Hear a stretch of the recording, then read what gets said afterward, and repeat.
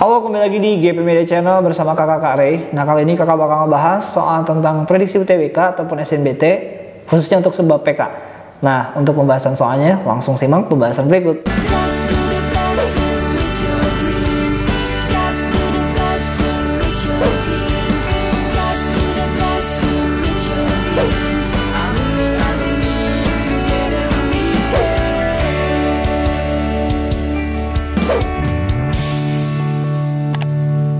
Kapan lagi kamu bisa ikutan tryout UTBK gratis di GP Media kalau bukan sekarang? Ikuti syaratnya dan kirim bukti screenshot di gpmedia.id ya, jangan sampai ketinggalan. Buat kalian yang lagi cari tryout SNBT dan ujian mandiri untuk masuk PTN, kita punya solusinya.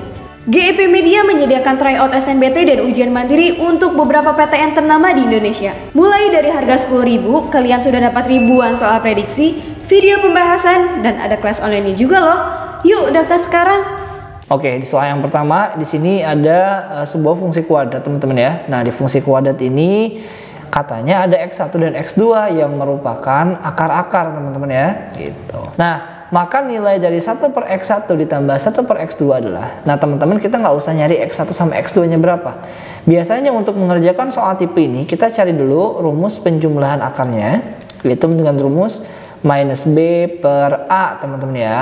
Nah, A-nya itu mana? A itu yang di depan X kuadrat, B itu yang di depan X, C itu yang konstanta. Oke, B-nya itu yang di depan X 5 nih. Oke, berarti minus 5 per A-nya itu 1. Nah, minus 5 bagi 1 berarti minus 5. Untuk perkalian akarnya juga kita mesti cari rumusnya adalah C per A ya, teman-teman ya.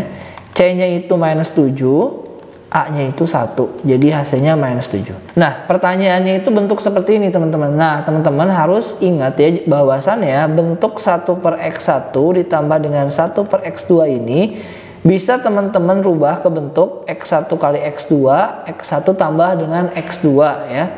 Nah, X1 tambah X2 nya itu adalah minus 5, X1 dikali X2 nya itu adalah minus 7, berarti kalau kita bagi hasilnya adalah 5 per 7. Oke, soal selanjutnya teman-teman ya. Banyaknya susunan dari kata fisika. Nah, teman-teman biasanya kalau kita mau ngacak-ngacak ini kan ada 6 huruf nih. Bisa teman acak-acak. Itu pakai permutasi dari 6 huruf, mau diacak-acak juga 6 lagi gitu ya. Nah, cuman kalau misalkan bentuknya ini sama, itu bisa langsung teman-teman jabarkan saya sebagai bentuk 6 faktorial ya. Nah, kan rumus dari permutasi itu adalah ini faktorial dibagi dengan ini dikurangin ini, 0 kan, 0 faktorial. Jadi jatuhnya sama aja, 0 faktorial kan 1. Jadi jatuhnya 6 faktorial. Jadi kalau ada 5 huruf berarti ya udah 5 faktorial aja ya. Jadi permutasi ini bisa kita sederhanakan ke dalam bentuk ini. Nah, karena di sini ada 6 huruf berarti banyaknya susunan gitu ya. Itu adalah 6 faktorial tapi dibagi unsur yang sama. Ada I-nya ada 2, teman-teman ya. Oh, I-nya ada 2 gitu. Berarti dibagi 2 faktorial. Kalau A-nya juga ada 2 berarti misalkan A-nya ada 2 nih, teman-teman. Berarti dibagi lagi 2 faktorial ya. I-nya 2, A-nya 2. Kalau I-nya 3, A-nya 2 berarti 3 faktorial sama 2 faktorial. Kayak gitu, teman-teman ya. Nah, ini kan simpel aja, berarti karena cuma ada huruf I yang sama ya, ada 2, berarti dibagi 2 faktorial. Nah, faktorial itu dikali mundur sampai 1, jadi 6 dikali 5 kali 4 dikali 3 kali 2 kali 1. Dibagi dengan 2 faktorial 2 kali 1. 5 faktorial itu teman-teman ini hafalan juga. Teman-teman bisa hafalkan nanti ya, bahwasanya 5 faktorial itu adalah 120 dibagi 2 yaitu 60. 60 dikali 6 adalah 360 gitu ya.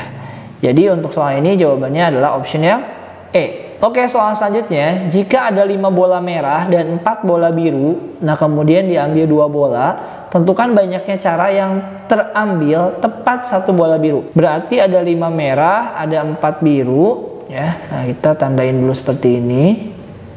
Oke. Kemudian diambil 2 bola. Dia pengennya itu yang terambil tepat 1 bola biru. Ya, kalau misalkan kasusnya bola, teman-teman bisa gunakan kombinasi. Dia pengennya 1 biru, berarti 1 bola lagi mau nggak mau merah dong gitu ya. Jadi banyaknya cara ya gitu. Tinggal teman-teman lihat yang terambil birunya kan 1. Dari berapa biru? 4. Berarti 4 kombinasi 1 dikalikan dengan merahnya 5 diambil 1. Ya, kombinasi yang belakangnya 1 teman-teman bisa pakai cara cepat, ambil aja angka depannya.